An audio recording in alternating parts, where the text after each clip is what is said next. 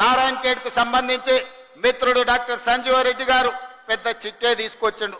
వాస్తవంగా వారు మాట్లాడాల్సిన అవసరం ఉండే ఈ వేదిక మీద.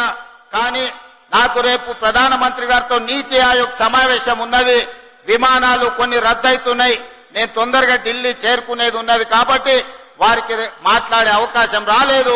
కానీ వారు విజ్ఞప్తి చేసిన టూరిజం, ఎకో టూరిజం సంబంధించి కానీ, అదేవిధంగా బసవేశ్వర సంగమేశ్వర సాగునీటి ప్రాజెక్టు విషయంలో కానీ, అదేవిధంగా వారు 150 ఎకరాల భూమిని కేటాయించడం, ఏదైనా ఇండస్ట్రీస్ మా నియోజకవర్గానికి తీసుకురావాలి అని వారు అడగడం జరిగింది. ఇదే కాకుండా చెక్ డ్యామ్ గురించి కూడా వారు నా దృష్టికి తీసుకొచ్చిండ్రు. తప్పకుండా నారాయణ ఖేడ్ శాసనసభ నియోజకవర్గానికి ఒక పక్కన సురేష్ శెట్కర్ గారు, ఇంకొక పక్కన డాక్టర్ సంజీవరెడ్డి గారు 2 కళ్ళలాగా అభివృద్ధిని చెయ్యాలనుకుంటున్నారు. వాళ్ళిద్దరూ నాకు అత్యంత ఆప్తులు. తప్పకుండా నారాయణ ఖేడ్ అభివృద్ధి కోసం ప్రత్యేకంగా ఒక